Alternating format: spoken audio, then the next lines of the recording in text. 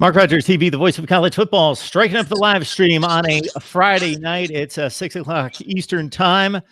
We thank you so much for joining us here. And as we get set for a huge weekend of spring games, highlighted by Ohio State, Auburn, Alabama, and a slew of others.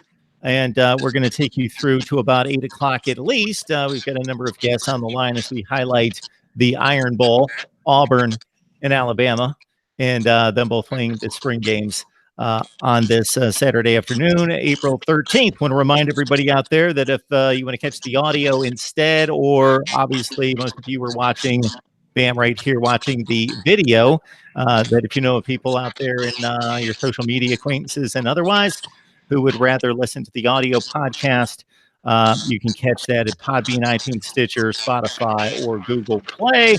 And of course, you regulars know that you can help build the channel by grabbing the Amazon link in the description section of any of the videos. And just to enter Amazon, do your Amazon shopping just by grabbing the link right there. Doesn't cost you a penny, just helps build the channel. And of course, our newsletter, Mark Rogers TV, the voice of college football. Just send your email to mine, MarkRogersTV at Gmail, and we do it up big right there. We will let everyone know that we've got a super chat going. So if you would like to contribute to what we do here and would like to see this continue, the delivery of the best discussion, debate, and conversation in college football, then please contribute. We're going to start talking some Auburn football right out of the gate. We got Vernon Speaks Sports. Vernon has joined me several times, and also we have featured some of his work over here on the Voice of College Football, and he has it nailed down when it comes to the Auburn Tigers. Vernon, how you doing tonight? I'm doing good, guys. Want to give a big shout out to my fearless and true gang on my YouTube page, a big War Eagle, to the Auburn Tigers fan base as we approach the A-Day game, which has been much anticipated, but has been kind of overshadowed by the success of the basketball team. Want to give a shout out to Bruce Pearl and the first ever Final Four appearance by any team who was eligible to do so in the state of Alabama, War Eagle. Vernon, yeah, it's a good time having you on here. And again, I remind everyone that we have posted a number of Vernon's videos looking at the Oregon matchup in particular, the Auburn defense for 2019. And he has joined me for some discussions as we have taken you through spring practice. And it's been a good time and a great football analysis. All right, Vernon, let's start with this running back position, because there's so many options out there. I was doing a little homework on it just a few hours ago. Okay. There's a lot of talent there, a lot of versatile players, a lot of guys that can do different things. So it's not reliant on one guy or two guys, potentially, if some of the young guys step up. And it's seems to be a strong position, but we won't necessarily know who's going to take the lead or those second and third options in terms of running the football and catching the ball out of the backfield. Well, this situation kind of takes me back to two seasons, actually. It takes me back to 2013, and it also takes me back to 2010, where Auburn, although Michael Dyer in 2010 he was the feature back, but there were several backs that contributed to the production running back wise in that year. You're talking Mario Fannin and Ontario McCaleb, who were very active in the running game, somewhat of a change of pace type situation. You fast forward to 2013, giving a similar situation where you had the onslaught of Trey Mason and also Ricardo Lewis, who would actually run that jet sweep for the Auburn Tigers, and Corey Grant. And during those particular years, a lot of great production out of the Auburn Tigers. You're talking about the quarterback, both years, 2010 and 2013, the quarterback rushing for over 1,000 yards. Then you having the tailback in Michael Dyer and Trey Mason rushing for another 1,000 yards. So you're talking about a situation where Auburn has a unique opportunity coming into spring practice and ending spring practice in the A-Day game with a lot of viable options. And also, if you think about it, I believe Boobie Whitlow, Jartavius Whitlow is the favorite as the feature back. Of course, you have Cam Martin returning. And also, when you think about what's coming this fall, Mark Anthony Richard, a highly touted recruit who is not participating in spring practice.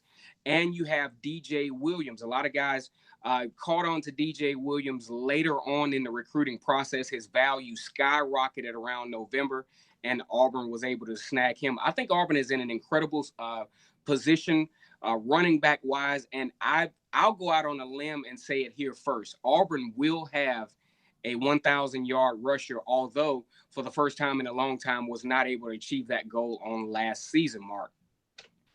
Talking Auburn football on this live call-in show with Vernon Speaks Sports. So check him out on YouTube. So you just keep it right here on YouTube, but you just type in Vernon Speaks Sports and you can catch all of his Auburn breakdown. It's pretty remarkable what he gets to in breaking down the Auburn Tigers. Vernon, if you get a chance, I don't know if you see the message that I just sent you, where we're getting the same kind of feedback and so forth that we did last time. And so whatever you did last time to correct that, if you can look at that. What's going on now? Maybe I'm up a little bit loud. Or, oh, yeah. Let me turn I got mine all the way up. Is that a little bit better? We'll see when I start talking. There you go. Okay. I think that corrected it. Okay, good. So I was just going to hit on the offensive line because obviously connected directly to the running game is the offensive line.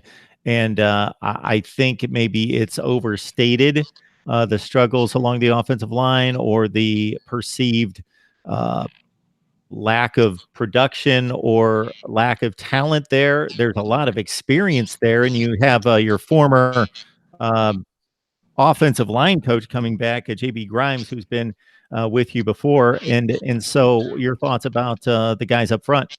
You know, there are several different ways you can look at this offensive line situation for Auburn.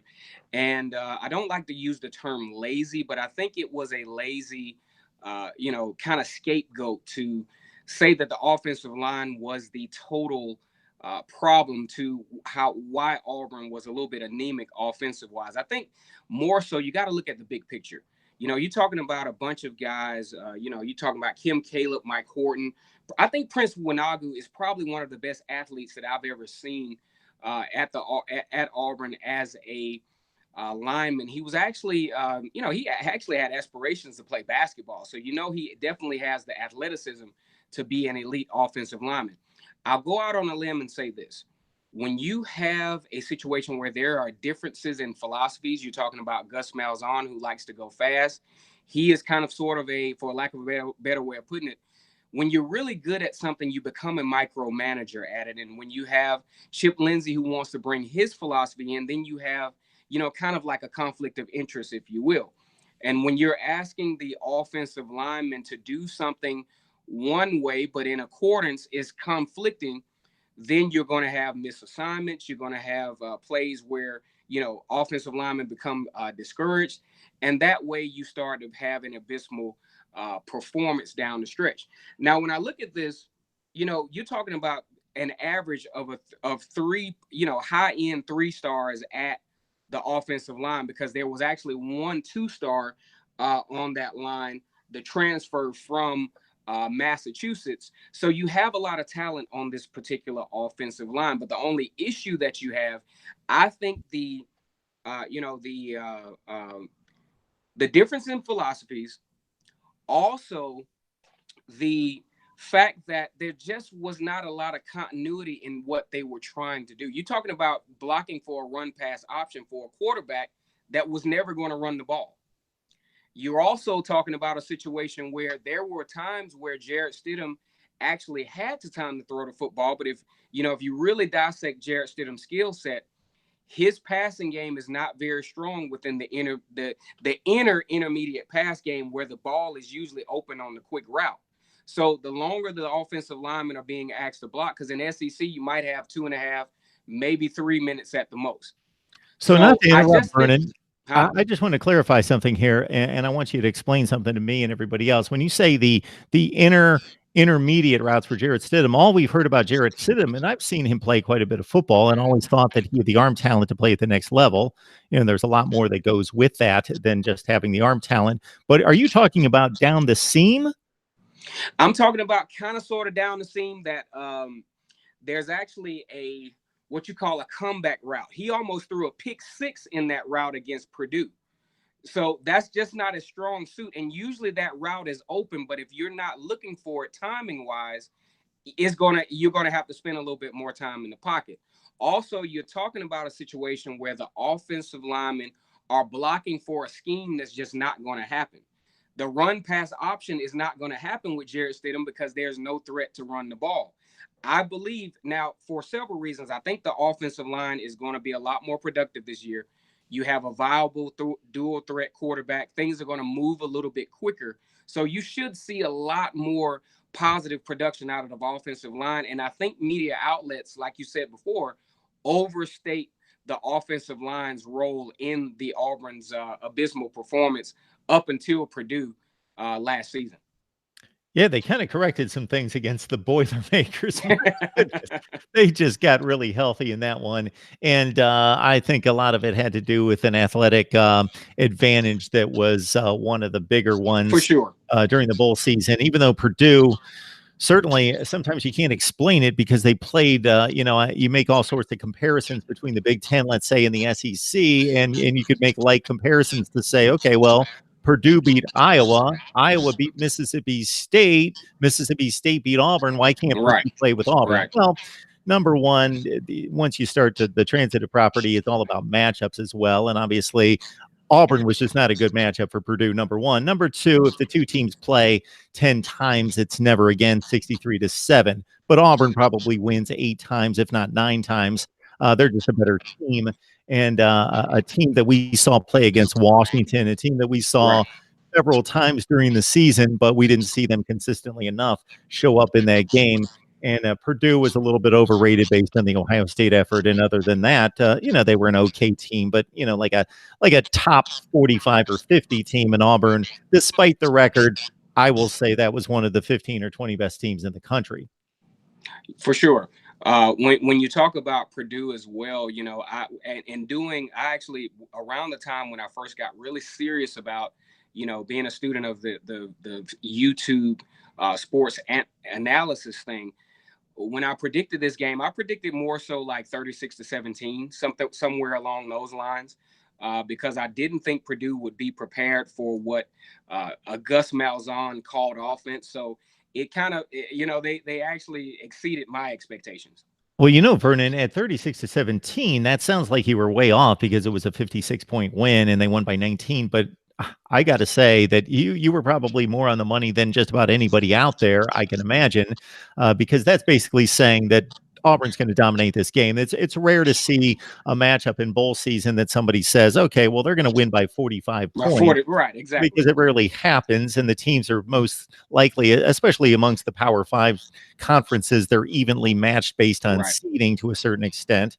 So to foresee 63-7, nobody does that. So you had a definite beat on a situation in which Purdue was only a 3-point underdog, but we got to see Auburn. And what do you think? Of course, we're going to project toward 2019, and that should be the focus. But I'm curious about Jarrett Stidham's transfer to Auburn and Gus Malzahn's style of offense and what he likes to get out of his quarterback. As we've talked in the past, and Nick Marshall being the best example of being better runner than passer and really leading a dynamic offense that put up rushing totals that were just ridiculous against really good SEC defenses.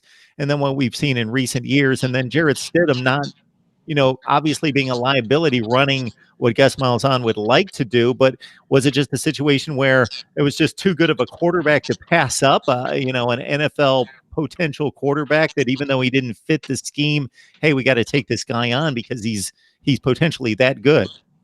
Well, one of the things that I think about is Gus Malzahn back in 2009 having Chris Todd actually, and he was able to be highly productive in the Gus Malzahn offense, which was a little bit more productive as far as the running back goes. Chris Todd wasn't asked to pass a lot. He was very effective in the offensive, of course, not nearly as effective or as entertaining as, say, Cam Newton and Nick Marshall, and obviously didn't produce the results that Cam Newton and Nick Marshall, produced. And then you talk about Chip Lindsey. I think this was a situation where Jarrett Stidham fit more so of what Gus Malzahn was trying to accommodate for Chip Lindsey. Because if you think about the offense under Chip Lindsey, not a lot of tempo, not a lot of quarterback being asked to run the football. And of course, that somewhat, I'm not going to say disastrous marriage, but that, shaky marriage just didn't work between Gus Malzahn and Chip Lindsey. And I think Gus Malzahn at his core would much rather have the situation that he has now in Joey Gatewood, Cord Sandberg, Malik Willis, and Bo Nix in being viable dual threat quarterbacks versus the Chris Todd, Jarrett Stidham type quarterback that literally has no defensive coordinator intimidated by their ability to run the football. Talking Auburn with the Tigers headed toward their spring game to cap off the spring session there on the Plains with the A-Day game. And of course, a little bit later in our session here, our call-in show, we're going to talk Alabama football. We got Stephen M. Smith of Touchdown Alabama coming up a little bit later, and I will take your calls. Vernon will as well, 860-325-3687. I'll get that in the live chat, but definitely check out the videos that we posted with Vernon here at Mark Rogers TV, the voice of college football. Just thoroughly impressed with the detail and the precision and the delivery of this is a topic, this is a unit, this is a breakdown, and really methodically going through it for what we have here, the hardcore college football fan, the smart fan like you. So we appreciate you stopping by. Mark Rogers TV, the voice of college football, with the live stream. Again, we're featuring Auburn and Alabama. But as you know, Vernon, these next couple of weeks, it started really last week. These next few weeks are just going to be crazy with spring games, so I'm going to be pulling my hair out. But I do fortunately have enough of it that I could pull a little bit out and be okay. We're going to start it actually tonight with Kevin McGuffey from Last Word on College Football is going to stop by following the Kentucky spring game. He will be there and will be joining us for a live chat right here. So everybody will be back about 9 o'clock tonight, 9 o'clock Eastern time, talking Kentucky spring game. And of course, we'll open it up to general college football discussion. But I'm just going to point out the Power Five in play tomorrow: Alabama, Arizona, Auburn, Baylor. We've got Florida. We've got Illinois, Kansas, Kansas State. We've got Michigan State on the field tomorrow, Minnesota, Mississippi State, Mizzou, Nebraska, North Carolina, Notre Dame, Ohio State, Oklahoma. We also have Penn State, Pitt. We've got Stanford. We've got Syracuse on the field tomorrow, Tennessee, Texas, Texas A&M. And let's see, we've got dipping into the group of five, UCF and USF. We've got Utah, Virginia Tech, West Virginia as well. So I'm going to get to as many of those teams as possible to provide analysis, but that might be stretching it just a bit. I made a list here, Vernon, of who we've talked about just in the last week. We have plenty of analysis on Ohio State, Purdue, Nebraska, Clemson, Miami, Florida State, Texas, Florida, South Carolina, Alabama, LSU, Ole Miss, Auburn, Arkansas, Tennessee, USC, and Oregon. And I'm probably missing a few. TCU would be one. And some talk on the NFL draft that's coming up, of course, in 2 weeks.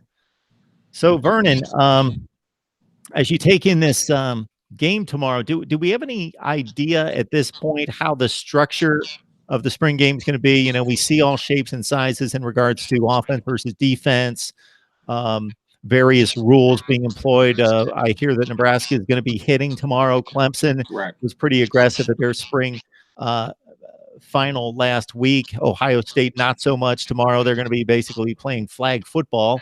Do we have any insight into the way Gus Malzahn would like to kind of put this in play tomorrow? Well, usually considering the quarterback battle, I think the fans are going to be very disappointed in the fact that the quarterbacks will not be going live tomorrow. I think Gus Malzahn and his coaching staff has seen all of the information that they've wanted to see up to the spring game, to where I'll go out on a limb and say that that Auburn has two guys quarterback wise that they want to that they're going to be looking at very seriously, that in Bo Nix and Joey Gatewood. And public perception says that Joey Gatewood is the favorite to start in the Advocare Classic. But now, as far as, formats and, how Gus Malzahn is going to run this particular spring football practice. I want to be honest with the fan base and just say, I really have not even divvied into that portion of the spring game as I've been doing thorough analysis on what leads up to the spring game. But I have actually been to a spring game before. And for the most part, just as far as information that a fan will receive is usually not synonymous to what you're going to see opening kickoff. Vernon Speaks Sports. I encourage you to check it out right here on YouTube. Vernon Speaks Sports. It's all one word. Just get it out there and type it up. Vernon Speaks Sports right here on YouTube, and you're going to be astounded at what you see, and especially if you love Auburn. But my thought is if you love college football, then you try to keep track of as many of the big power programs as possible. And so check out his work right there. Anything in particular you've been working on over the last week or so? Well, there've actually been several videos that I talked about, and some that, one that just I don't believe gets enough attention, but it also, shows up in the bloody end, and that's the place kicker position.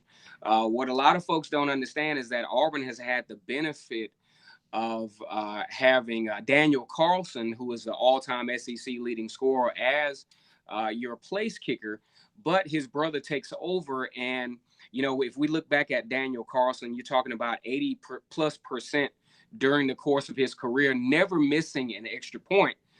But you bring his brother on, Anders Carlson, who was 60%, actually missing key field goals against Washington and one against Mississippi State that could have actually helped momentum-wise, as Auburn was kind of struggling offensively in that game, could have helped them kind of get back into that game, as well as a fumble right at the goal line by Boobie Whitlow. So sometimes we discount how important the place kicking position is, especially in the Gus Malzahn offense, as usually most Auburn fans can attest. Usually when you cross the 50-yard line, you're guaranteed to get 3 points with a guy like Daniel Carlson. Also, I really like, one of my favorite positions on Auburn's football team defense-wise is the buck position. And if you think about over the years that Auburn has been very successful defensively, you had guys like D Ford, followed by Carl Lawson, and just recently Jeff Holland. When that position, just statistically, there may be a correlation and there might not be, but I'm a real numbers guy, and I believe the numbers don't lie. When the buck linebacker position either produces 9.5 sacks on average, which what those three guys did, and 14.5 tackles for a loss, that has led to defenses for Auburn that have been very productive and have been defenses that have come close to leading Auburn to championships. You talk about the 2013 SEC championship, D Ford. You talk about the 2016 production where Auburn shut Clemson down. You talk about Carl Lawson. And then you talk about 2017, where Auburn was literally staring at being the first two-loss college football team to possibly make it into the playoffs, literally playing toe-to-toe with Georgia late in the third quarter with Kerryon Johnson. You got Jeff Holland, who was very productive in that game as well. So usually when that buck linebacker position plays at a high level, usually that spells very good news for the Auburn defense. Now, we would like to believe that we got three possible guys that could take on the air of that particular throne that usually gets Auburn defensive players in the NFL. A guy that we're looking at is Nick Coe, T.D. Moultrie, and Big Cat Bryant. And let's just say, for example, the good news for Auburn defensive line-wise, if one of those guys doesn't take on the buck defensive linebacker role, one of them can also supplement on the defensive line, which the Auburn fan base and everyone surrounding the Auburn program should be thankful that Derek Brown decided to come back. That's huge for the Auburn Tigers. You guys know the deal. Mark Rogers TV, the voice of college football. It is our quest to bring the best in discussion, debate, and analysis across the landscape of college football. We're talking Auburn and Alabama, a bit of an Iron Bowl call-in show here on a Friday night leading into the spring games for both the Tide and the Tigers. We got Vernon Speaks Sports on the line representing Auburn. And again, I encourage you guys to check out his YouTube channel it is quite packed with not just a ton of content, because that's not what gets the job done. A ton of content that is quality content in analysis of Auburn football. And Vernon's been kind enough to allow me to post a few of his videos here on my channel to supplement what we do. And you know that we just, if looking at the SEC, I pretty much covered the entire SEC at some point this spring with analysis of what's going on in each and every camp. And in just a few days, we will get back to a lot of the teams that are playing this weekend with Alabama, Auburn, as Vernon joins me again to talk Auburn after the spring game and to put a cap on the 15 sessions.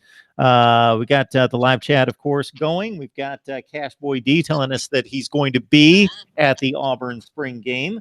We've got Jance 716. And so, Vernon, you hit on part of this. He's wanting to know your overall evaluation of the front seven on defense.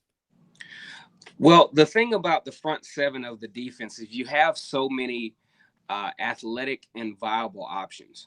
One of the things that I like is the fact that Big Cat Bryant, TD Moshry, you also have the production of Derek Brown coming back. If nothing else, going into the Advocare Classic, you have a great deal of experience, which I think will give Auburn the competitive advantage over Oregon, because they've been there before. Most of these guys that have played this game, they played in the Chick-fil-A Kickoff Classic against Washington. A lot of these guys have even played in 2 games against Clemson. So that's going to give the competitive edge for as far as the defensive line goes, because in the Kevin Steele run defense, that is the heart and soul of the defense.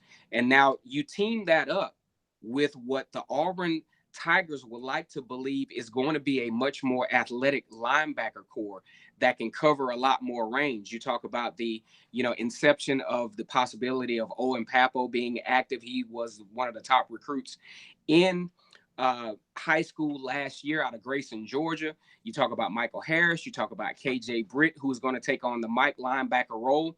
Now, to answer your question, the defensive line position is a position at Auburn that you absolutely do not have to worry about, because Derek Brown will be able to anchor this defensive line based on all that's coming back. And a lot of guys, and in a lot of situations, folks discount the athleticism of Marlon Davison, who can play interior or exterior. Then you talk about the prospect of, I really like how Daniel Thomas, the safety, actually helps to supplement also in the running game. So I'm telling you, man, you do not have to worry about anything inside the box, probably not even outside the box in the interior run game, which will be very, very vital as you get into the rigors of the SEC. Vernon Speaks Sports. We encourage you to go over there and check him out on YouTube. It is a pretty fascinating rundown of Auburn football. If you love the Tigers, if you love the SEC and need to keep track of the best teams in the conference, then you check him out to keep track of Auburn. And of course, this is Mark Rogers TV, the voice of college football. And if this is maybe the first time you've checked us out, maybe it's a time or two that you've looked at us, check out the videos. And I believe that if you enjoy college football, if you love college football, then you need to lock it in right here. and that's the truth, man. I mean, because I've been following, Mark Rogers, SG1 Sports, and just, almost fanatical analysis of college football sports. If you especially in the Deep South, that's pretty much the conversation. You talk about Auburn football, you talk about Alabama. Oh man, we're gonna beat y'all this year. All this stuff. So it's always a conversation piece in the Deep South. So this is a difficult one in regards to a question on the live chat, just because we're looking at 2 inexperienced. Well, we're technically looking at 4 inexperienced quarterbacks with Stidham moving on. There's a consensus thought for the most part that it's a 2-man battle. So we've got Bo Nix and Joey Gatewood in particular. This particular viewer, RLB Laney, is asking about the quarterback competition, who you think is going to win the job. And again, before Vernon speaks on this one, I want everyone to, temper your expectations of analysis, because we have no game tape on these guys. We have no game tape, so it's difficult to assess their skills and abilities. You got to go off high school tape. You got to go out off of what you hear and see and what comes out of camp. and that type of an evaluation of scouting reports. And then we're going to see something in the spring game, but it's not going to be against necessarily fully live bullets. So, Vernon, your thoughts about Nick's Gateway and Gatewood and the rest of the competition?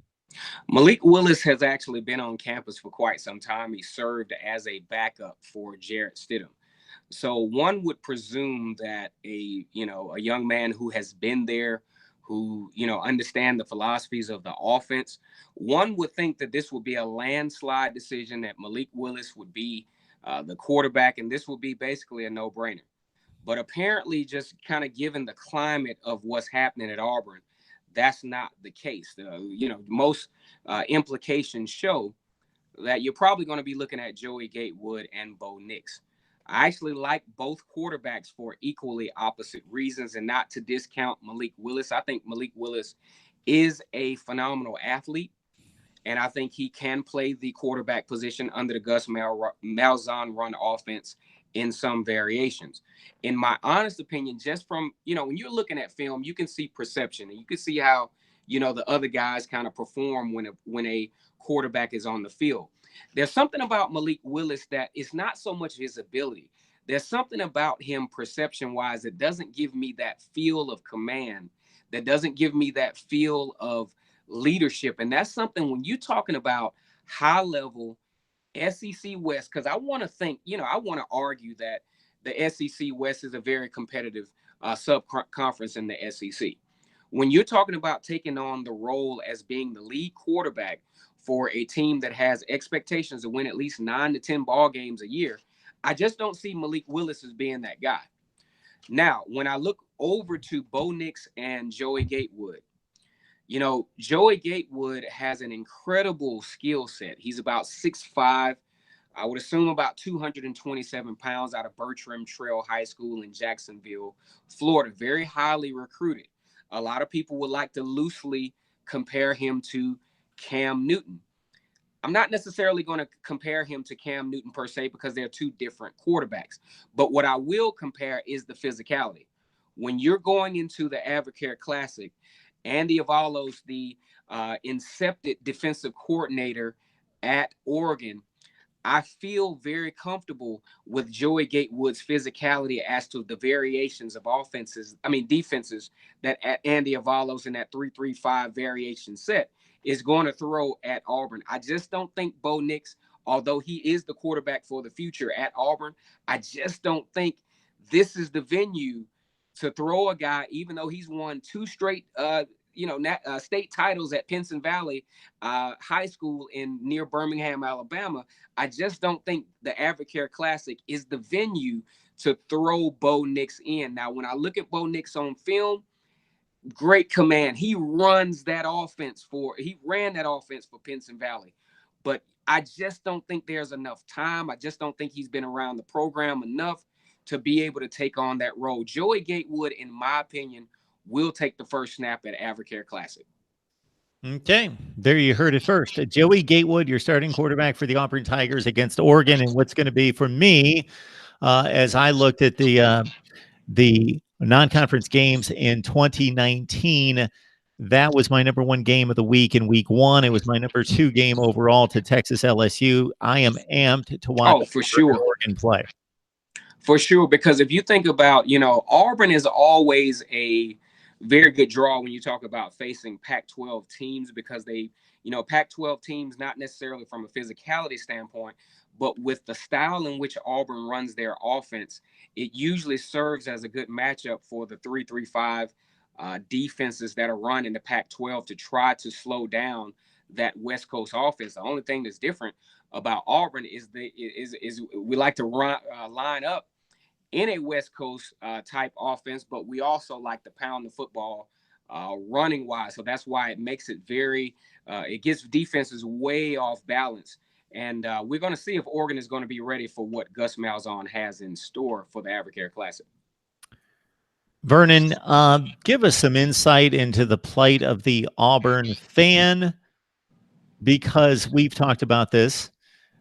If you take Auburn as a football program and what is typically the production and wins and losses, and you go to any other division in college football, they're not necessarily going to win. And albeit I know people are going to jump on Clemson, but that was Clemson 2018. That wasn't Clemson every year, forever. Right. That's a Clemson team that's been a dynasty for about 5 years now. But if you march Clemson to even the Big Ten Eastern Division, which I consider to be the second best division in college football, yes, they'd have to run into Ohio State, Michigan State, Penn State, but they'd have a fighting chance to win that division, as they do in the Western Division of the SEC. But Alabama's just been so dominant, so good. Just the daily life of thinking, hey, we have a really good football program. We win a ton of games, but it's just difficult to get through. And LSU has the same issue, but I guess these Auburn fans generally have to rub shoulders with Alabama fans every day, and what that's like.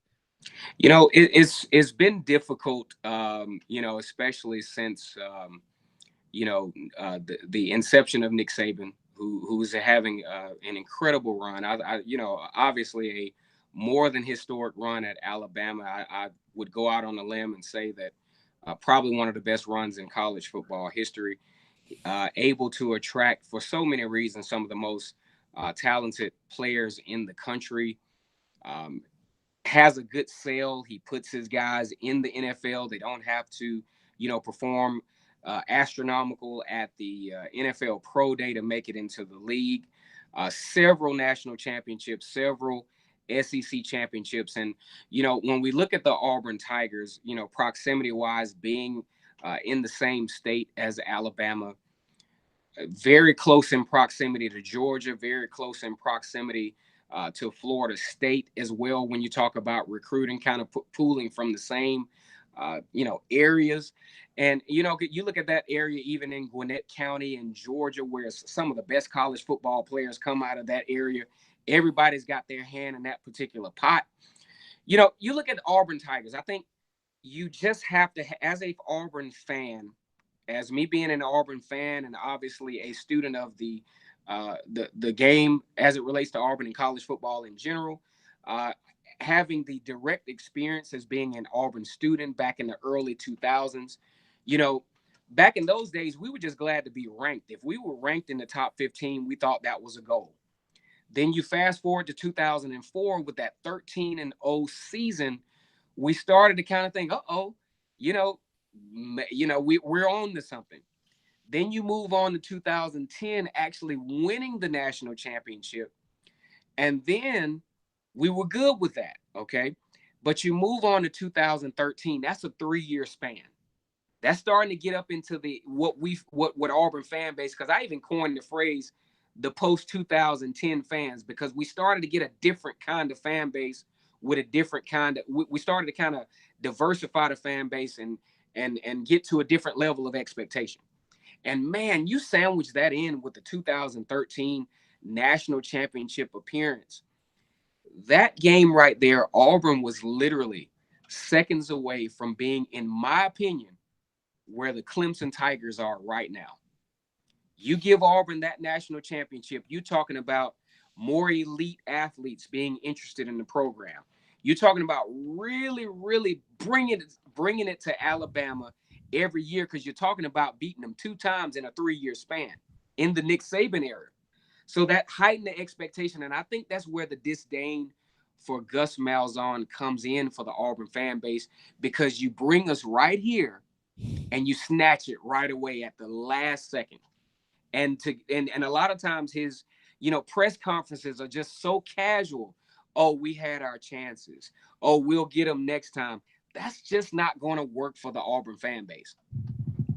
Very interesting. Very interesting. So I've known Tommy Tupperville for a number of years, and you mentioned the 2004 team, that it seems almost unfathomable at this point that an SEC team could go 13-0 in a conference that right now I rate as the best in college football, and at the time was arguably the best in college football in 2004, and they don't get a chance to win the national championship in what is, of course, a flawed system in which, not that the 2 teams that were playing for the national championship didn't deserve it either, but there just needed to be a playoff. And you had Right. USC and Oklahoma, who started the season at 1-2, and you had Auburn down around 19, and they just hit a ceiling, Oh yeah. and they were going to displace one of those two. So anyway, I was just alluding to Tommy Tuberville, who actually just in the last few days announced his nomination for Alabama State Senate.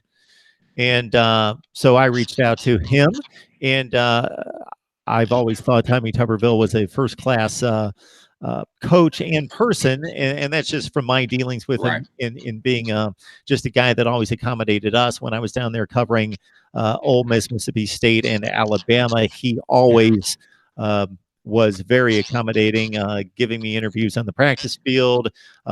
When I first hadn't even met the guy at the time, he was at an SEC coaches convention in Birmingham, and I was about 5 blocks away doing the newscast live. And he was kind enough, as just a new coach in the SEC with Ole Miss, to leave the coaches convention, go 5 or 6 blocks down the street to do a 5 or 6 minute interview with us live on the news. And then after that, yeah, again, very accommodating across the board. Did a National Signing Day show from his office at Ole Miss, and then of course he moved on to Auburn. Well, I ran into Tommy Tuberville just a few years ago at the American Conference Media Days when he was at Cincinnati, and I was a bit surprised. I shouldn't have been, but that he remembered me, remembered my name, and so we struck up a conversation. Then I noticed just a few minutes later that he was following me on Twitter, so we've been able to stay in contact. But if you look at his run at Auburn, certainly underrated. He wasn't facing the Alabama that is in the way today, but still to beat Alabama 6 consecutive times and to win major bowl games and to put his team in position in that top 10 range most of the time Right. while he was there. And again, not to have the opportunity to play for a national championship, I'm sure is a difficult pill to swallow for Auburn fans and for his own coaching career, because that was a once in a lifetime shot to get a chance to do that, and was taken away from him and the Auburn Tigers. You know, during the Tommy Tuberville era, I think that was a great time, obviously, to be an Auburn Tiger. Tommy Tuberville given some of the most memorable wins in history, probably, for Auburn. You know, you look at the 2004 team. I feel like the game against LSU that year, the last second touchdown, and also, you know, kind of the crazy ending to that game, kind of gave the fan base a glimmer of hope, like, hey, we're on to something. And sure enough, 13-0 that year with the tandem of Carnell Williams, and who is currently the running backs coach for Auburn, and Ronnie Brown. Impressive performances against the top tier teams of the SEC during that particular year. You look at consecutive wins over Alabama over that period of time, you know, tapering off to something a little bit more undesirable than those may think, but no one should discount Tommy Tuberville's contribution to the Auburn fan base. I think he has a ton, although he moved on to 2 different teams after leaving Auburn. I for personally, because I was in college during the time of Tommy Tuberville's tenure at Auburn between 2000 and 2002, and you just talk about, you know, just a mutual endearment for, because if you talk to most Auburn fans, really probably nothing too negative to say about Tommy Tuberville. Of course, he's not as revered as, say, Pat Dye, but definitely memorable experiences and such a class act. Such a, even when he's angry on the sideline, he does it in such a classy, genuine, just a genuine way. He's definitely, in my opinion, especially considering I'm biased because that was during the time I was at Auburn, just a class act and definitely an Auburn guy. Yeah, and as I mentioned, my dealings with him, nothing but class and accommodation for my job and what I was trying to do. So, first-rate guy. I'm looking at the 2004 Auburn schedule, and again, this is in the SEC. So, he beats Mississippi State in game number 2. In game 3, they go out and they beat a number 5 LSU team. A couple weeks later, they go to Knoxville, Tennessee's 10th ranked in the country. They beat them 34-10. Demolished them. You know, Yes. If you looked at that game, just total domination. They took out a decent Arkansas team. They beat Ole Miss on the road. Actually, I was at that Arkansas game. Okay. I actually went to that game.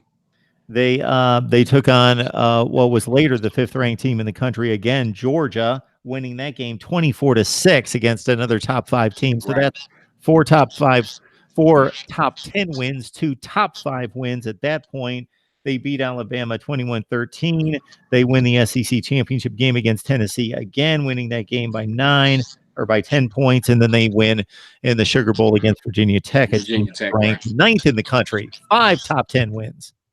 Yeah, it's just incredible that Auburn just didn't get the opportunity to represent in the BCS national championship against a very, very potent USC team coached by Pete Carroll. Of course, they went on to win that national championship, but it doesn't take away from that particular football team and what they were able to accomplish with somewhat a not conventional linebacker core. In my opinion, that linebacker core actually featured Travis Williams, who is now the defensive coordinator at Auburn. The thing that I like about that, as we move fast forward to 2019, is the fact that Travis Williams, as a linebacker at Auburn, was largely undersized, was asked to do way more than maybe his skill set or even his physicality would allow. But Auburn had a very decent defense that year, and he had a very productive season. And that experience, it's something that I mentioned on several of my videos. That experience is something that Gus Malzahn will be able to borrow from, because Gus Malzahn is not an Auburn guy. He's out of Arkansas.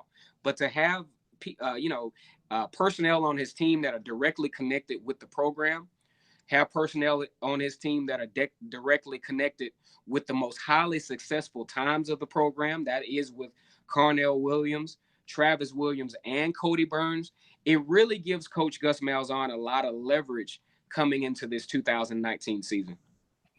Hound Dog has reminded everyone that the super chat is on. Hound Dog, I so much appreciate the contribution to the channel. Thank you so much. Hound Dog will be at the Orange and White game in Knoxville to check out Jeremy Pruitt's second Tennessee edition. Of course, for many of you who love Tennessee and the SEC, we had some really good conversations earlier this week.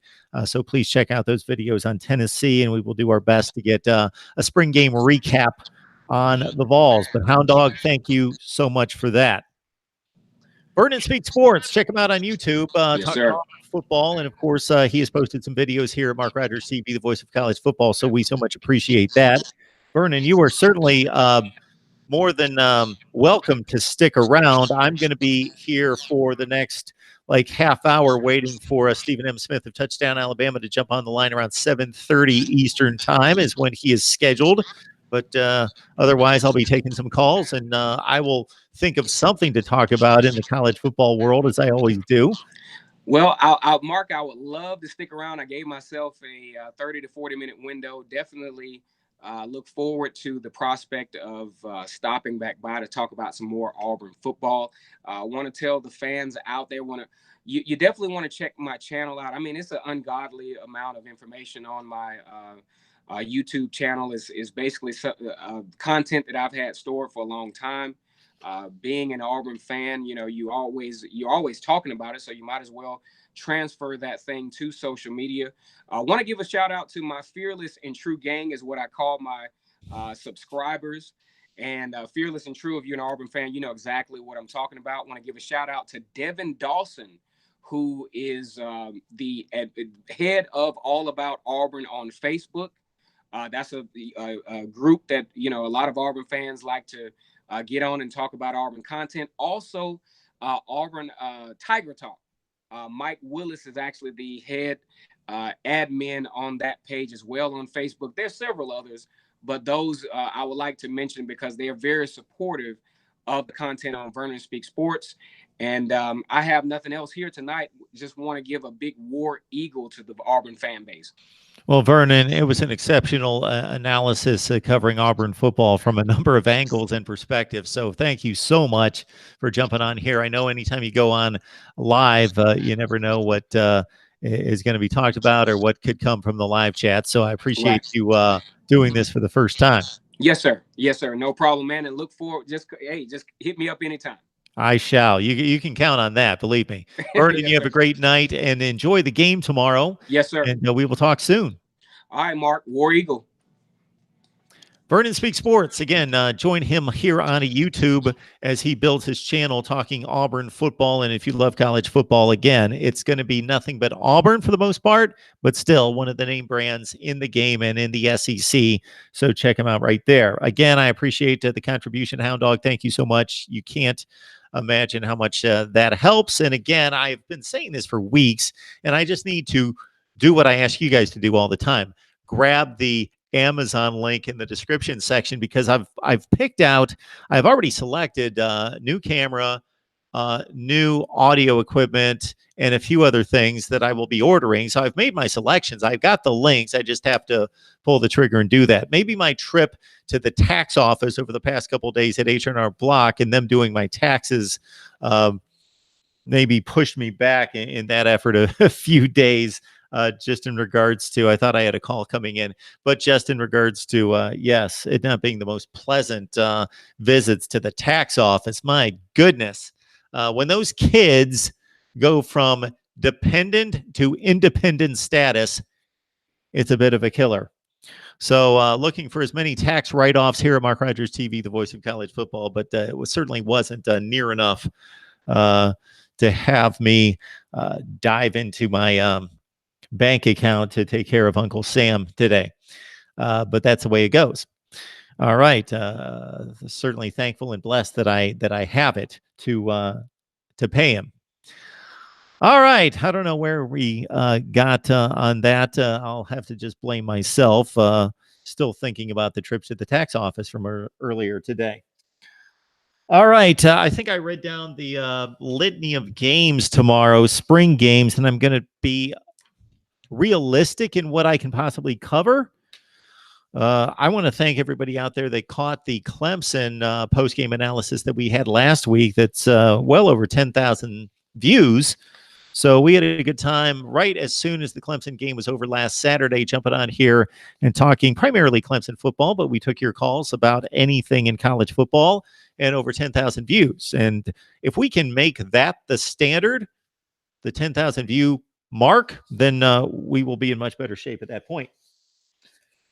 Jamie, thank you so much. I appreciate it.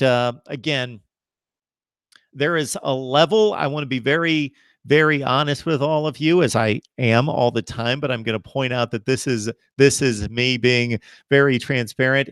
It's a bit embarrassing to see some of these contributions come through, because I am so honored and thankful.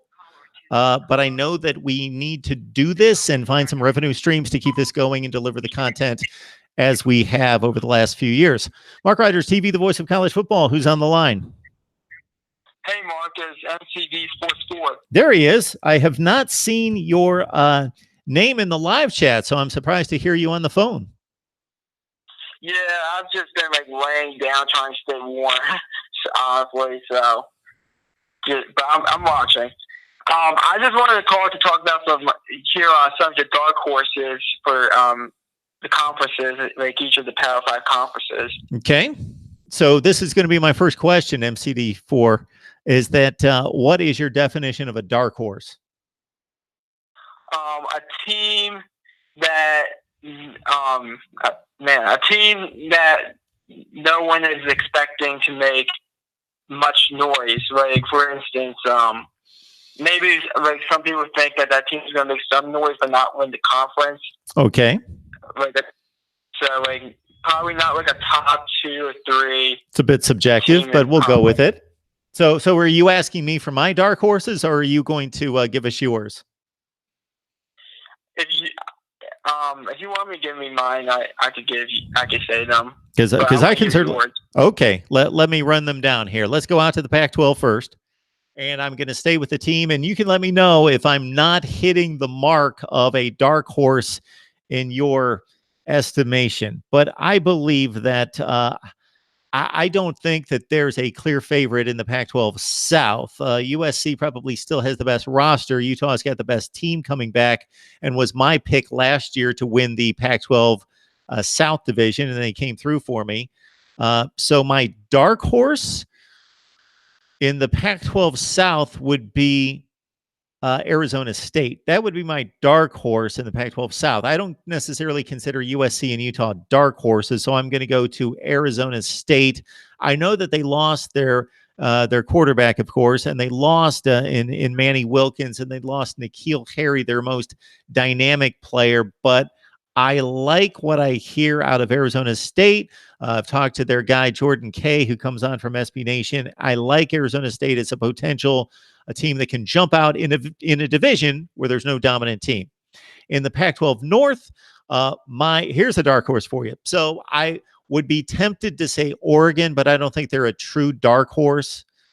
They may be my pick to win the Pac-12 North, but not as a dark horse coming off a 9-4 season last year. So how about Cal? Cal has just improved and improved and improved, and Justin Wilcox is under the radar, one of the very best coaches in the country, and that team played exceptional defense last year. You think of Cal as being a team that's a bit soft, a bit speedy. Of course, they produced very good quarterbacks in the past, but that was a team that played rock solid defense. So those are my two Pac-12 dark horses, Cal and Arizona State. In the Big 12, I'm going to go with TCU. They're an extremely experienced team. Of course, Texas and Oklahoma are going to be the two teams that are the overwhelming favorites to play in the conference championship game. But TCU, if they can answer one position, and it's a huge one, and that's, of course, quarterback, where they have very limited talent and experience there. But otherwise, they bring back a load of defensive talent and offensive line talent that TCU could be your dark horse in the Big 12.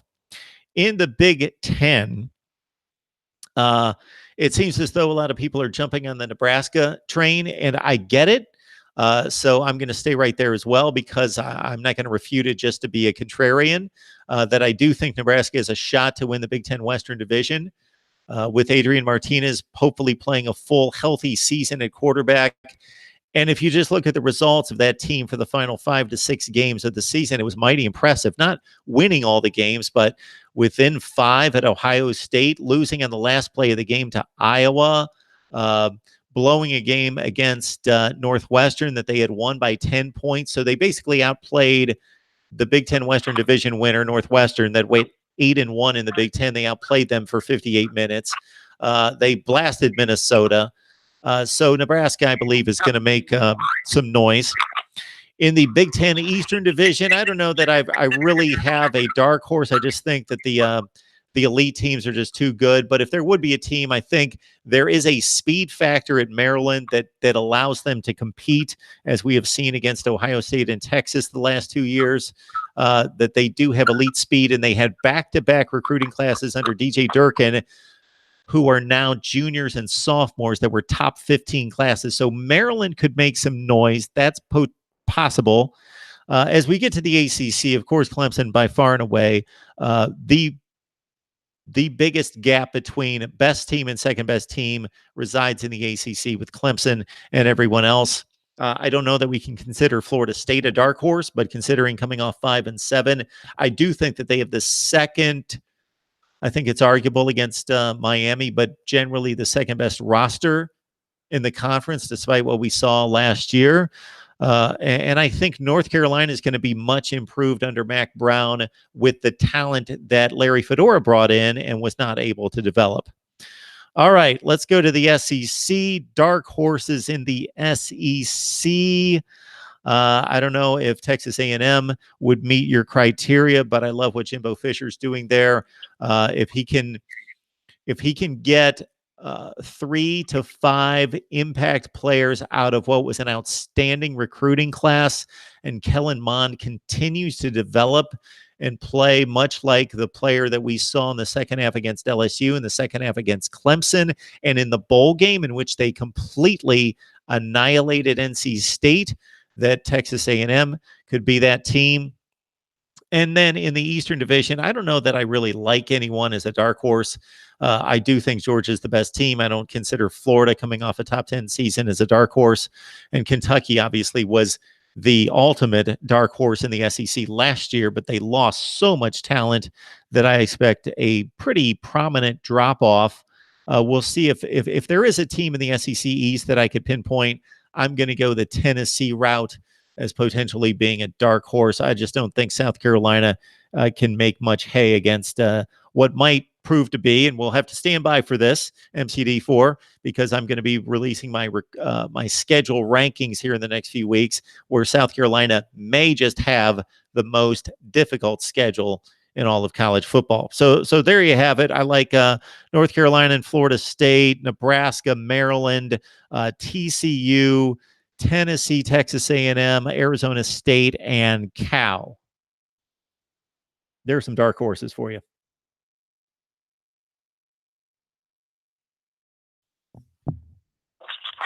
Hello? Yes, sir. You got me. Yeah, that was a lot to take in. All right. Well, you asked for it. I agree with actually a lot of yours. In the Pac-12 South, I have Arizona, not Arizona State. With someone in second year, I think there's going to be a lot of improvement there. In the Big 12, I have Oklahoma State. I think if they could find, if their quarterback, his name escapes me, but I think if their quarterback could play well. Who are you asking about? Oklahoma State. Oh, Cornelius. Is that who you're talking about?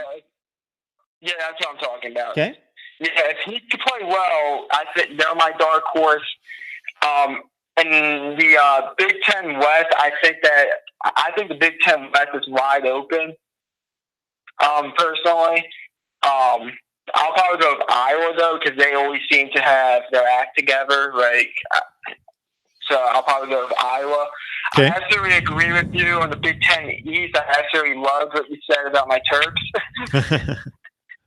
Yeah, I said that without even thinking about you being a Maryland fan. So it was a legit analysis on Maryland.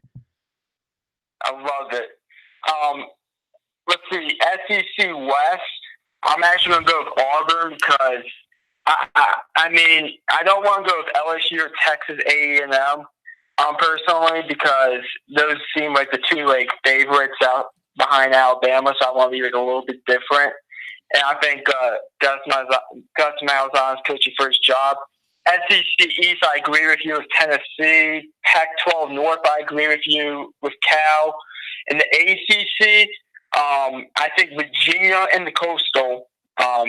Blaise Perkins, I'm telling you, Blaise Perkins is probably, outside Trevor Lawrence, I can make an argument that Blaise Perkins is the second best quarterback in that conference. Good call. And I forgot about Virginia. Yeah. I disagree with you with North Carolina. I don't think North Carolina is going to be good this year, personally. I think it's going to take a year or maybe even two. Because remember, they only went, I think, 2-10 last year. Yeah, just keep in mind what has transpired in that division every year, almost every year, how muddled. Take last year. Take everybody in the division, even the winner of the division, Pitt, and even the loser, the very worst team, North Carolina. Look at the scores and the games between all those 7 teams. It was just basically they beat them. There was basically, I know that Pitt went 6-2 and North Carolina went 1-7, but if you look at the scores and the competition between those 7 teams, there is not a whole lot of difference between those 7 teams.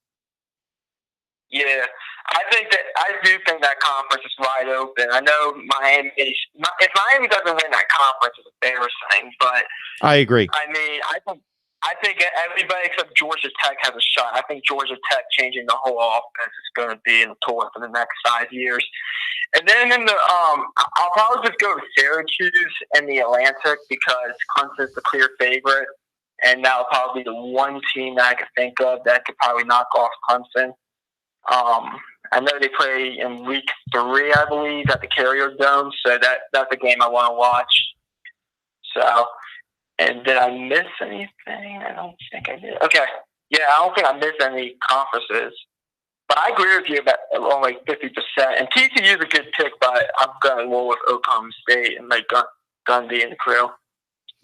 All right, MCD4. We appreciate the call. Yeah, have a good one. Keep it locked in here, and we'll talk to you soon. Okay, have a good one. All right. So I hate to make a mistake, and I just made a huge blunder here, and Deeper Rot caught me. And that's why when I said Cornelius, I just hesitated and said, because I could not remember the quarterback competition at Oklahoma State. I've just not really looked at Oklahoma State football. We did have their SB Nation person on right after the season a couple times and talked a little Oklahoma State football. And let's get into this real quick because, man, voice of college football, I can't think of the quarterback competition. I thought somebody besides, was Spencer Sanders. Spencer Sanders, who I should be able to remember since we interviewed him right here at Mark Rogers TV, the voice of college football, when he was a high school senior. So Spencer Sanders is the kid with the highest ceiling in the quarterback battle there at Oklahoma State. I've got an article called up from, don't know what the name of this site is. It's a poorly crafted site, but hopefully the information is somewhat accurate. So again, Spencer Sanders, yes, he is the kid that is the 4-star out of Ryan High School in Denton, Texas. Yeah, we've had him on here. We've talked about him. Okay, this is the name I couldn't remember. And again, MCD4 Sports kind of hit me with this, and when he brought up Oklahoma State, and I just couldn't process the information too quickly. Drew Brown, of course. Drew Brown from Hawaii, the transfer who played and will be in his final year of eligibility and had a decent 2 seasons at Hawaii. If you look up the numbers, about a 2-to-1 a touchdown to interception ratio. I also believe that I did a quarterback breakdown on Oklahoma State in which I had it all locked in here at the time, and it's gone. And that was only maybe 2 months ago. And then we also have Brendan Costello, a 3-star recruit from San Clemente, California, who's already enrolled and in spring practices. So basically, it's Drew Brown and Spencer Sanders, the hotshot, one-time freshman, of course, and that's when he was the hotshot. But now he's been on campus for a couple seasons, and then we've got this Brendan Costello. So there's your Oklahoma State quarterback situation. I will do my very best all the time to correct any errors or issues that come out of my mouth. I do not want to be incorrect as the voice of college football. So thank you, Deeper Rod, because that when I said Cornelius, I thought, no, he's been waiting in the wings forever. That had to be his final year of eligibility, but we were just moving on with the conversation to other teams. Hound Dog, thank you so much. Yes, I find that the more I do this, ironically, the less I keep up with a lot of the teams in the country. That doesn't seem to make a whole lot of sense. But in trying to build the channel, I'm doing a lot of promotional, sponsorship, operational type of pursuits, and doing less reading about college football and keeping up with it. And again, yeah, the brain isn't quite as quick as it used to be. I used to just process information like anybody's, just incredibly, just know everybody. I used to know every NFL roster like it was the back of my hand, but that just doesn't happen anymore. In about 15 minutes, we'll have Stephen M. Smith of Touchdown Alabama to talk the Tide, as Nick Saban and the boys will be on the practice field for the final time in the big spring game there in Tuscaloosa, whatever they call it. I believe that's another A-Day game, just like Auburn, the A-Day game. I think they share that title for their spring finales. So this is what I will attempt to do. Okay, again tonight, want to let all of you know that we'll talk Kentucky football with Kevin McGuffey from Last Word on College Football. And so that's going to be approximately 9 o'clock Eastern time. So who knows? Maybe we just keep talking and we bring Kevin McGuffey on in the middle of all this on for 3 to 4 hours. But most likely I'm going to need to step away, and we'll come back at, again, that's an approx time, 9 o'clock Eastern time, because of the Kentucky spring game at 6 o'clock and Kevin needing to do some things for his work, and then jump on the line with us to talk Kentucky. And we'll open it up to the nation and your calls at 860-325-3687. But Kentucky football analysis after the spring game tonight. All right. Also playing spring football tonight.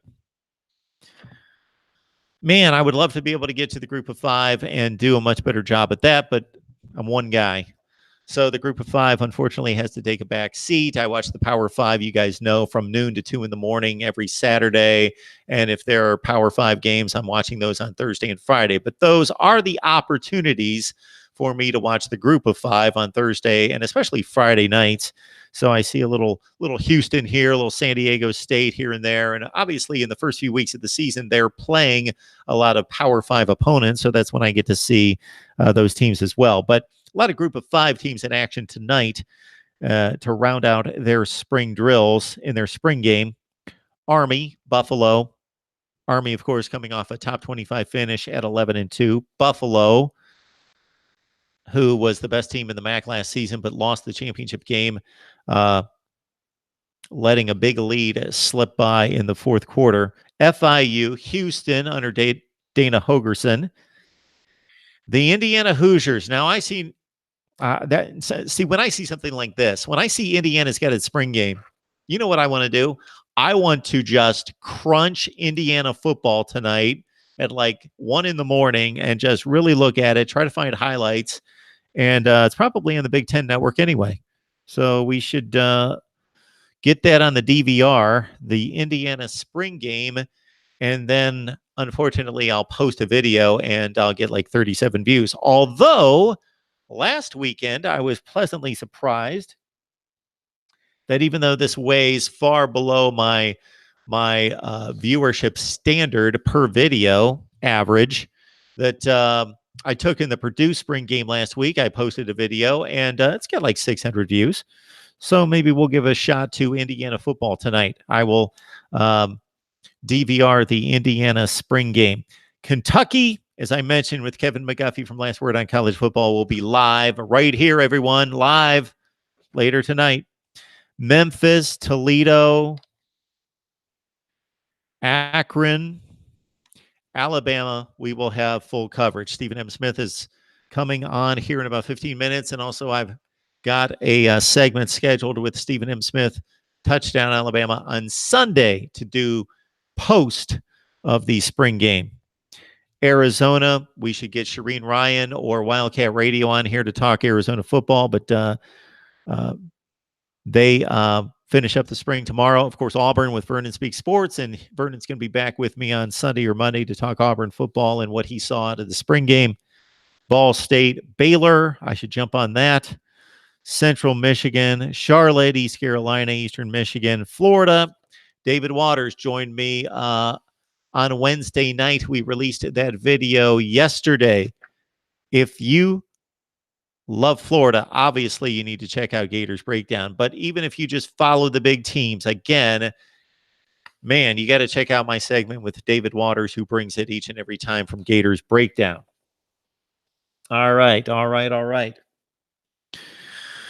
Florida Atlantic, Fresno State, Georgia State, Illinois. Now, there's a team that nobody's thinking anything about outside of Champaign, and not even there. But, hey, again, would I love to dive into some Illinois spring football? Yes. So I might just do that if I can. Kansas State, Kent State, Louisiana Monroe, Louisiana Tech, Michigan State. Big Ten fans, I have let you down, but people are letting me down too. So I was looking at my production of videos, and man, outside of Ohio State and some coverage with Steve Dace from Michigan podcast, and also Tim Aiden and the boys over at Black Shoe Diaries covering Penn State, that's pretty much, well, we had Parker Gabriel on today to talk Nebraska football. I have less a number of contributors and guests from the Big Ten than anywhere, which is a bit disturbing. So Michigan State, I tried to contact, and I did contact a number of Michigan State media people this week, but to no avail. Michigan State, Middle Tennessee, Minnesota. We used to have Ryan Burns on from 247 Sports, but no longer able to get him. Minnesota football, I would love to cover. I reached out to Mississippi State and SB Nation. They play tomorrow. Mizzou, we will cover Missouri football on Sunday. I've got a record segment scheduled with Mazad Podcast to talk Missouri football after their spring game. Again, Nebraska was just released today with Parker Gabriel from Husker Extra, so please check that out. North Carolina, Notre Dame, Ohio State. Of course, we'll have the Buckeyes, and I expect to go live after the Buckeyes spring game, the Scarlet and Gray, tomorrow. I had a segment scheduled today to do Oklahoma. That was canceled. Old Dominion. Penn State, we will talk Nittany Lions coming up on Friday. We weren't able to get anything done for this weekend, but next weekend, we're talking Penn State football with Black Shoe Diaries next Friday. Pitt, I had a segment scheduled for today, but unfortunately there was an illness there. Rutgers, San Jose State, SMU, South Alabama, USM, meaning Southern Miss. Stanford, I would love to cover. They are playing tomorrow. Syracuse, we have some Syracuse football talk headed your way on Tuesday with John Casillo from SB Nation. Temple, Tennessee. Again, we cut a few segments this week on Tennessee football, and we'll do so coming up. Texas, a lot of Texas talk recently here at Mark Rogers TV, the voice of college football. We will have more Texas talk for you. Texas A&M. I need to get up to speed on Texas A&M, Texas State, Texas Tech, Tulane, Central Florida with Jeff Sharon. He will probably be joining us sometime this week. I've reached out to him. We need to nail down a time. Jeff Sharon with Black and Gold Banneret, SB Nation, UCF football. South Florida plays tomorrow. Utah, I've reached out to some Utah contributors, have yet to hear back. Utah State, UTEP, Virginia Tech, Mike McDaniel from inside the ACC and Gobbler Country, and also Paul Van Wagner, who's on ESPN Radio. One of them will join us to talk Virginia Tech football sometime this week, and Western Kentucky also. All right. I'll do the best I can to get to as much as possible. Plus, I want to get these schedule rankings up and running. I got to say, I have to admit that I see a number of the topics that are featured on other channels I don't actually watch. But, for example, with Chris and the fine folks over at SD1 Sports that do a great job, I'll see some ideas that he comes up with, and I'll think, man, I should have thought of that. Or I did think of that, I just didn't get to it. And some other channels that I'm not necessarily watching, and that's not a slight on those channels. I just don't have time, but I see those in the suggested videos on YouTube, and I think, wow, I see something that I would like to do, which is going to be once we get through the spring practices, start to finish, which is going to be at the end of April. I'm going to rank the top 10 at every position in college football, and most likely the top 5 or top 10 at each position in every conference. Vernon, thank you so much for the contribution, Vernon.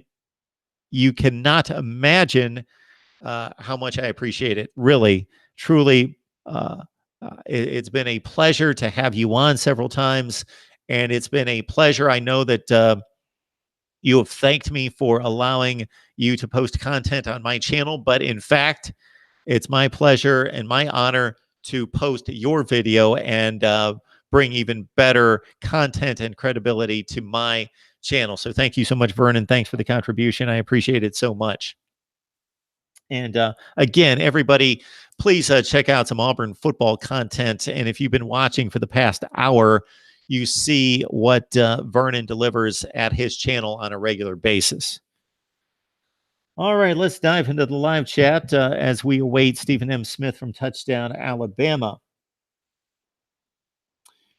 Dennis Wilson says, Mark Rogers, SG1 Sports ran under the tumors tree before the game was over. Ran under the tumors tree before the game was over. Okay.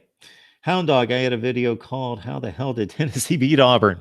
Exactly. That was my reaction when, of course, you guys know I have to try to track the biggest games of the day, and I'm usually locked into about 3 to 4 games at the time. But Tennessee and Auburn just wasn't at that level, and I was shocked to see that final score, certainly. All right. Dennis on the line. Vernon's on the line. And again, Vernon, I just can't thank you enough for this this gesture. Mark Dudley, speaking of Oklahoma, I want to thank the state of Oklahoma for giving us Dax. Dennis, Mark Rogers, I'm in Michigan. I could handle all that for you. All right. Lateral us. I have yet to ever see your handle here on the Voice of College Football. Welcome to Mark Rogers TV, the Voice of College Football, Lateralists. We thank you so much for joining. I take it from some of the comments there. I can't, yes, you're an LSU Tigers fan, the Bayou Bengals. So welcome. It's my attempt.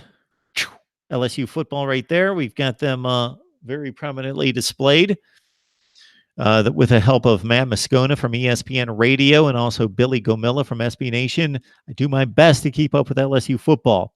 I only have one video out this spring where I talk to SB Nation, but we will do our best to track the Tigers.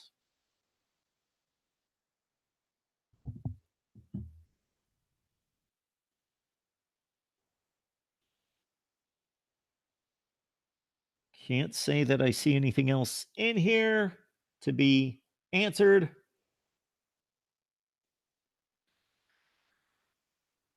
Lateral us. Thank you so much. Who would he rather have at quarterback, Joe Burrow or Jake Fromm? And lateral us, I hope I'm pronouncing that correctly.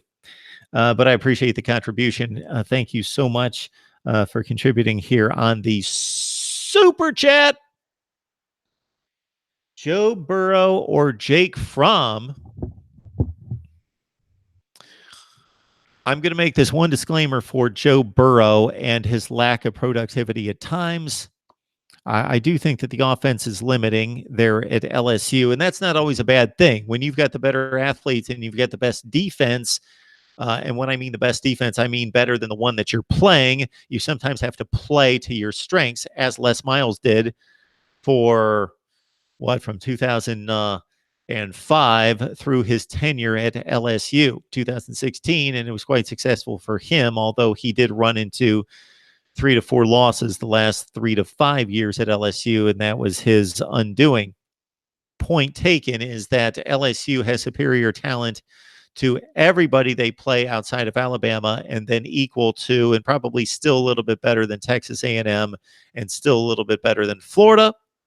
I take it they lost that game last year, but still better than Florida across the board.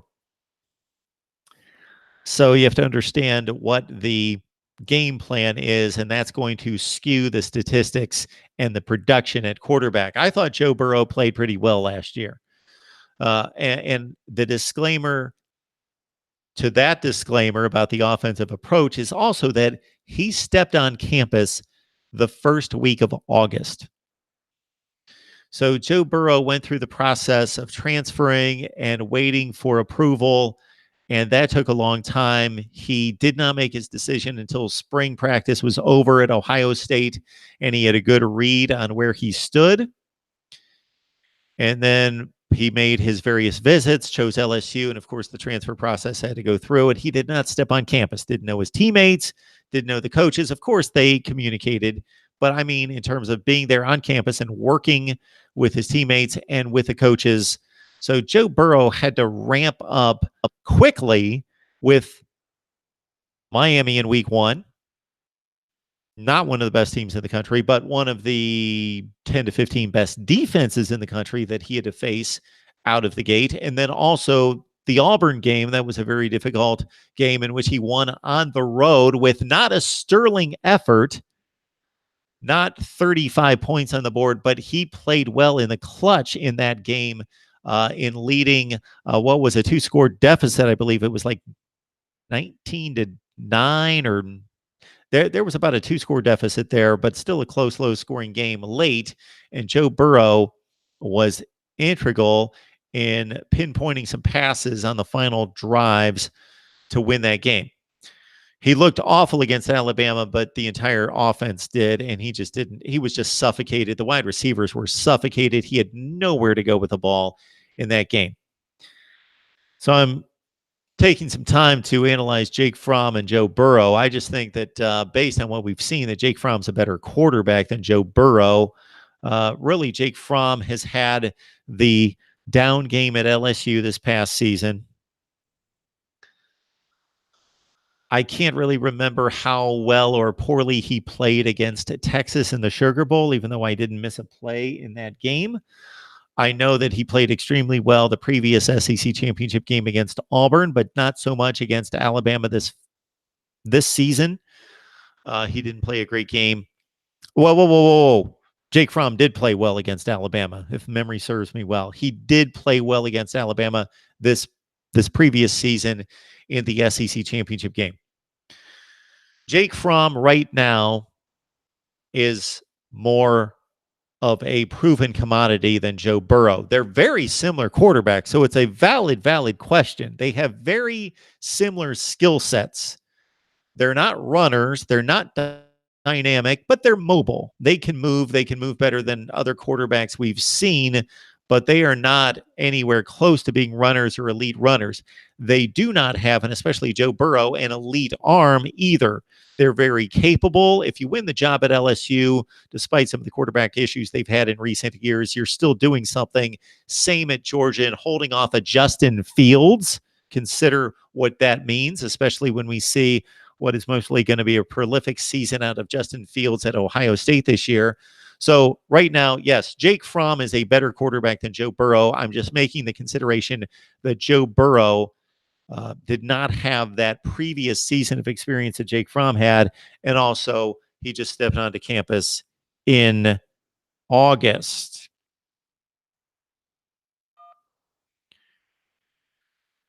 Mark Rogers TV, the voice of college football. I believe we've got Stephen M. Smith from Touchdown, Alabama on the line. Stephen, how you doing? Doing well, Mark, and yourself? I'm doing just fine. We have been awaiting your arrival, sir. I haven't gotten that big yet, have I? Oh, you have long since been that big, Stephen. Absolutely, you are. We have folks in the live chat that are mentioning your name. Oh, my God. Absolutely. Well, it's best not to keep the crowd waiting there. You are right on time. So certainly you are right on time. So I appreciate you stopping by. We've been talking Auburn football for about 45 minutes. And then I've been talking the national scene and was just asked about a comparison that somebody served up between Joe Burrow and Jake Fromm. So I have gone through my analysis. Now we need to hear from you with Alabama going to the practice field for the final time for the spring game tomorrow. Based on what you've seen out of the Tide and what's come out of camp here just in the last week since the last time we talked, what hits you as being important tomorrow?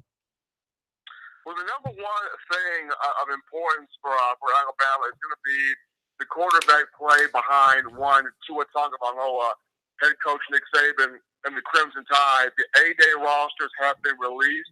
Of course, I got my copy on yesterday. And for Team Crimson, we're looking at Tua Tagovailoa, and behind him, the freshman Paul Tyson. For Team Crimson, for Team White, it'll be Mac Jones, the redshirt sophomore, and behind him, we will have Talia Tagovailoa, younger brother of Tua. So with Tua already being mentioned as the guy, but the battle between Mac Jones, Paul Tyson, and Talia Tagovailoa against a host of fans watching and looking on at Bryant-Denny Stadium on tomorrow. That'll be the number one thing, is who truly emerges out of this to be the number two, concrete guy behind Tua. Mac Jones has done some good things throughout spring ball. He's got some things he still needs to work on and fine-tune, but for the most part, played well this spring. along with Talia Tagovailoa and Paul Tyson. So in front of what's expected to be a huge, huge crowd and potentially the most highly anticipated spring game since the 2008 venue that had Saban's first major recruiting class, which included the likes of guys like Julio Jones and Mark Ingram. This spring game tomorrow looks to be very, very significant, very huge. And the number one thing on everybody's mind, behind Tua, who's the number 2 guy? We're on the line with Stephen M. Smith of Touchdown Alabama. Join him and the rest of the staff there, touchdownalabama.net. Of course, you've run into Mark Rogers TV, the voice of college football, where we discuss, debate, and analyze the game as well as anyone. I'm going to say better than anyone outside of the Alabama analysis that Stephen provides, of course, there at touchdownalabama.net.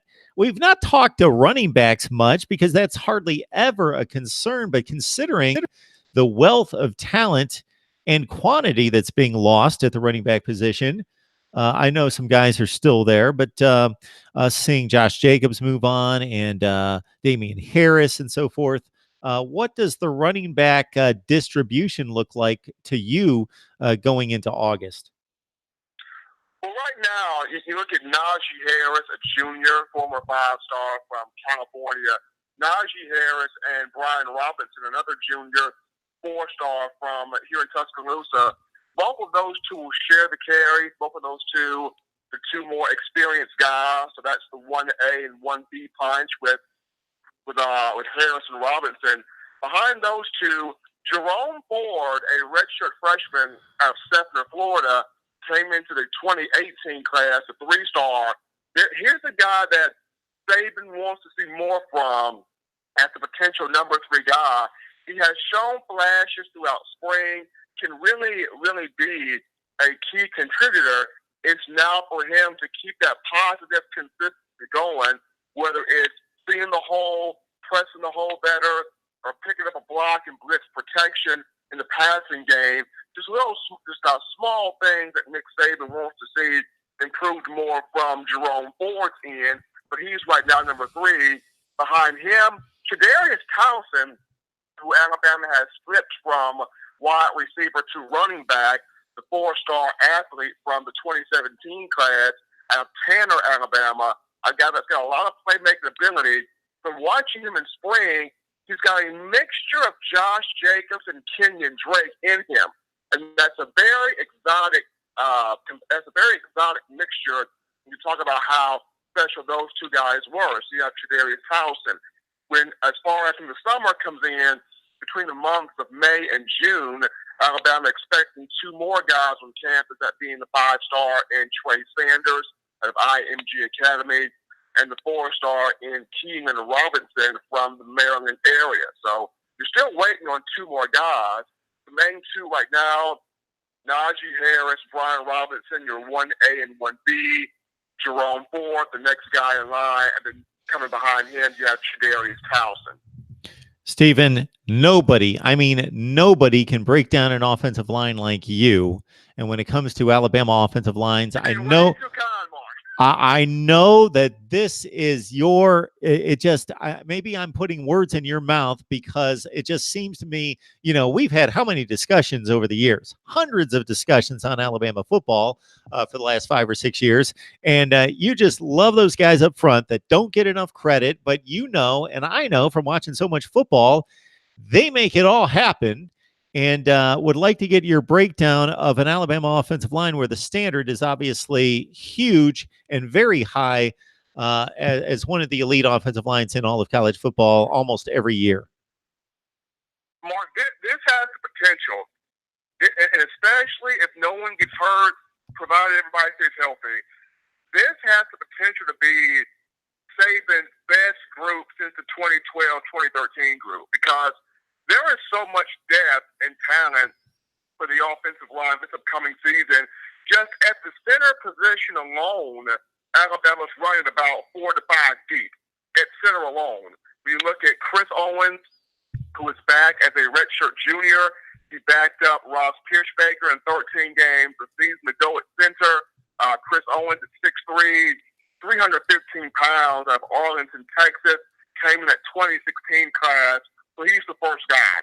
And then behind him, you look at Emil Ekiyor, who came in 2018, a guy that's showing a lot of potential right now. Behind Ekiyor, you got Darian Dalcourt, young man out of Georgia, who came in four-star freshman.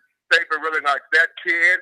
You got Hunter Brandon behind him, who came in that 2017 class. So that's already, four guys right there that you're rotated at center spot. Tommy Brown also in the mix as well.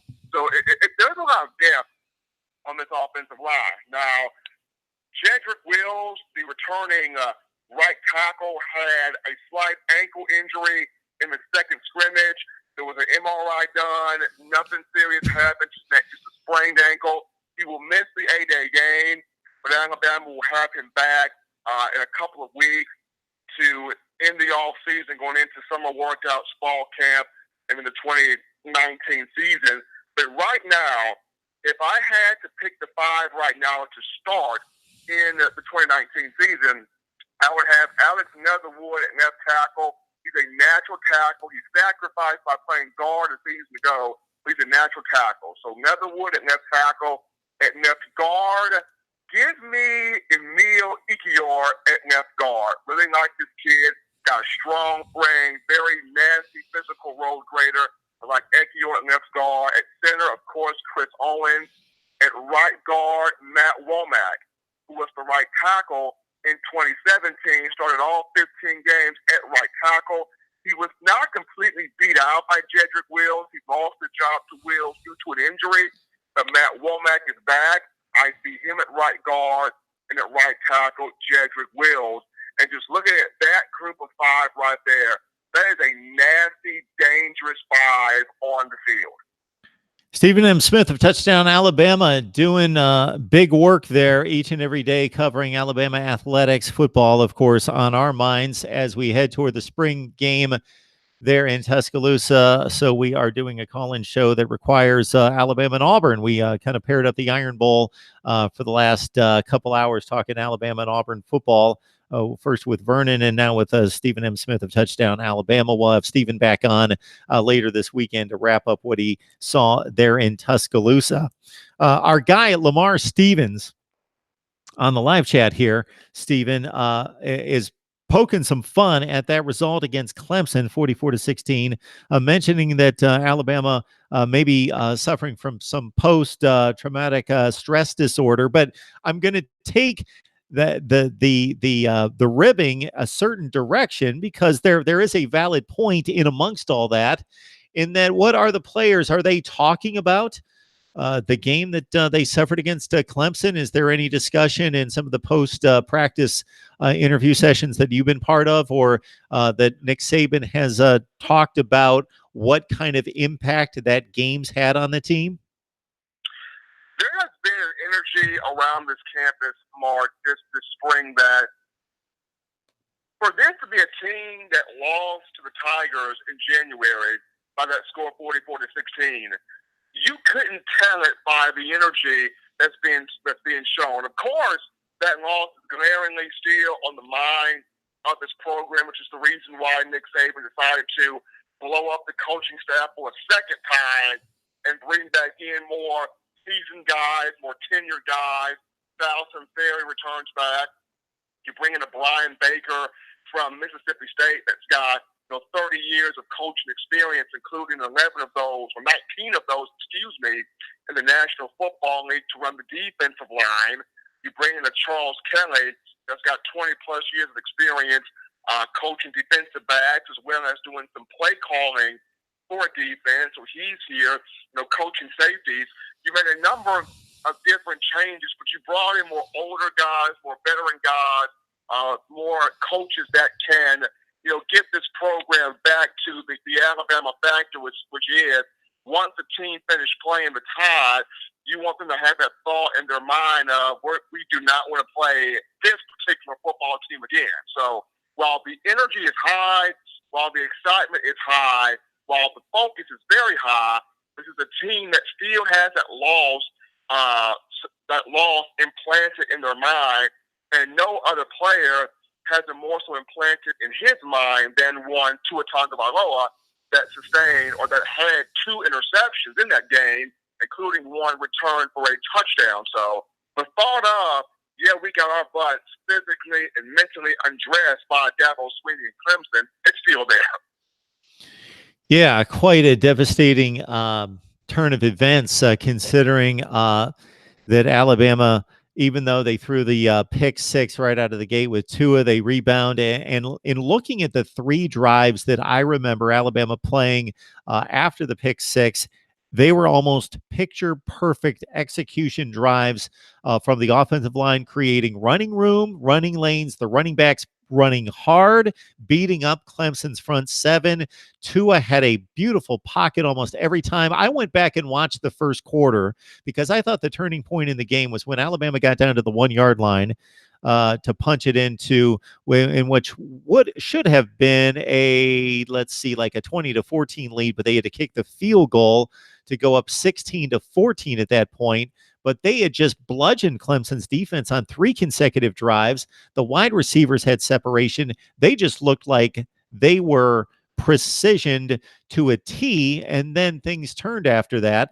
And again, like I say, I watched the first quarter a couple times because I just wanted to see, did I actually watch Alabama dominate this first quarter? And they were en route to like 1,000 yards of total offense at that point, and then it just turned on a dime. Stephen, we've got a couple players being mentioned here in the live chat, courtesy our guy Jan716. He's asking about DJ Dale and also about Trevon Diggs. Well, I'll answer the DJ Dale one first. That young man is a freak show. At 6'3", 314 pounds, out of Clay Chalkville High School in Pinson, Alabama, he has come in and he has tore it up this spring to where he has been taking reps with the first team at nose guard. Saban very impressed with this young man. Coach Baker is impressed. The teammates around him are impressed. I got a chance to speak with Raekwon Davis a couple of days ago, and Raekwon literally compared this young man to Deron Payne. And Deron Payne is right now in the National Football League with the Washington Redskins. Payne was a first-round pick. I think it was chosen number 13 overall by Washington. So he's kind of messing around with DJ Dale. He said, "Man, you remind me of Deron Payne." And of course, DJ Dale responded with, "I'm going to be better than Deron Payne." So already we got a very confident DJ Dale who's playing lights out. Along with him, you have Antonio Alfano and Justin Ebiashby, the 3 defensive linemen early enrollees on campus. Keep in mind, Alabama is still getting 2 more guys on the site in the summer, that being Byron Young and Ishmael Sobser. So while the other 2 are still waiting to come in, DJ Dale is having a very good spring. And I think he, along with Antonio Alfano, will be 2 guys as freshmen that will either start or will get some really, really huge, significant playing time. In terms of Trevon Diggs, the program very happy to have him back after the foot injury this past year against Arkansas. He only played in 6 games. He's having a good spring. Now, he will be flexed out as the second outside corner opposite Patrick Surtain II. But with Shaheem Carter going through that sports hernia surgery he had earlier to start spring ball, hasn't been able to do much. He has been practicing, but not quite at 100%. So with that being said, Saban has had 4 to 5 guys rotate at that star position in nickel with Trevon Diggs, Patrick Surtain, Josh Jobe, Jalen Armour-Davis. I've even seen the likes of Jarrett Maiden getting some work in at star. Saban just trying to provide some depth if something were to happen to Shaheem Carter. Hopefully nothing happens because he is your best guy in that nickel role. But should something happen, you got some depth created there. But Trevon Diggs, DJ Dale, 2 guys really having a great spring. So, Stephen, most importantly, my biggest question of the day is involving, do you expect a really good spread there for the media at the spring game? Food, okay. So now we're talking, Mark. Food. Right now, right now my expectations are, I'm keeping my expectation on a scale of 1 to 10. I'm keeping my expectations at a 6. And the reason why I say that is, while I am hopeful that we're going to get a nice spread, a nice assortment of meats, maybe some macaroni and cheese, maybe some mashed potatoes, a nice assortment of cookies going around. While I hope for the best, I'm also a realist in this is the 8A game, this is Nick Saban, and sometimes the spring game, Nick does not tend to go all out, or the front office does not tend to go all out. So while I am hopeful, I'm also a realist.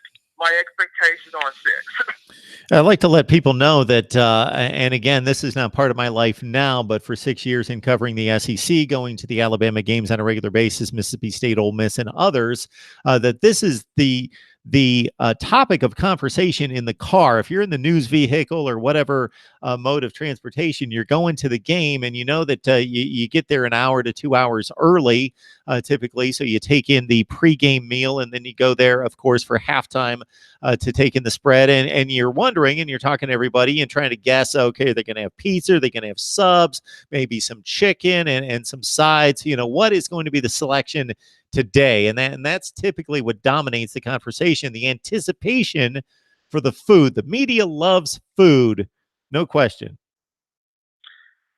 No question, no doubt about it. If you are covering a team, if you are covering a coach that is highly demanding, the one thing that takes some of that stress off of you is if you see some very appealing food being placed in front of you. Yes, there were many good spreads at the likes of Ole Miss and Mississippi State when Ole Miss was on probation, and Mississippi State might have had a down year or two there in the mid '90s when I was there. That the anticipation was for the food was much greater than the anticipation of seeing a scintillating Mississippi State Kentucky football game, for example. All right, Stephen, we appreciate you stopping by. I'm sure you've got some great content there at touchdownalabama.net, and we encourage everyone to stop by and check out Stephen's work there. We're going to have Stephen back on Sunday afternoon, and we'll wrap up his thoughts on Tide and the 8A game in particular, but also just the entire gamut of what he took in during the spring session in Tuscaloosa. Stephen, we appreciate you taking the time out and blessing us with your presence, albeit on the phone, and your insight and information as always. No problem, Mark. I appreciate you guys. Again, the incomparable Stephen M. Smith of Touchdown Alabama joining us to break down the Tide. I believe what I'm going to do is I'm going to take the conversation with Stephen. I'm going to record that, take that clip, and edit that off, and provide that for anyone who wants to get that was not here for the live chat and the live stream. And obviously we've got this may be hard to understand, or maybe this has not been considered by you as the viewer because you don't care, but most of the people that watch these videos actually are non-subscribers, which seems kind of strange to me that I got about 10,000 subscribers. Let's say I got 1,000 particular views on any one video.